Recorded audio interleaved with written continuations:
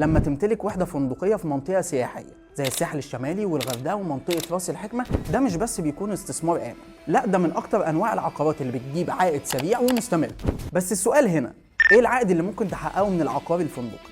تعالى نتخيل ان انت اشتريت استوديو فندقي 50 متر في مشروع سياحي بسعر 3 مليون جنيه. الفرق هنا مش ان انت هتأجره بالسنة، انت هتأجره بالليلة الواحدة، ولو حسبنا متوسط سعر الليلة هنلاقيه 2500 جنيه، ولو الوحدة ساكنة 20 يوم بس في الشهر ده معناه دخل شهري 50000 جنيه، يعني 600000 جنيه في السنة.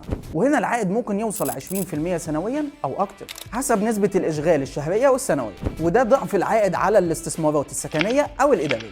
ده غير ان سعر الوحدة الفندقية نفسها بيزيد مع الوقت. ومع نمو السياحة في مصر، الاستثمارات في الوحدات الفندقية بقى من أنجح الاستثمارات الموجودة في السوق. خليني أقول لك على مناطق زي أبراج العلمين، راس الحكمة والجونة وسوما باي. لو بتفكر في القاهرة يبقى زيد إيست، ولو بتفكر في غربها يبقى زيد ويست، ولو بنواكب التطور يبقى سياحة ريادة الأعمال في العاصمة الإدارية الجديدة. ولو بتفكر في الاستثمار الفندقي كلمنا، خلينا نفكر سوا. طارق أسعد، مستشارك العقاري، KHL.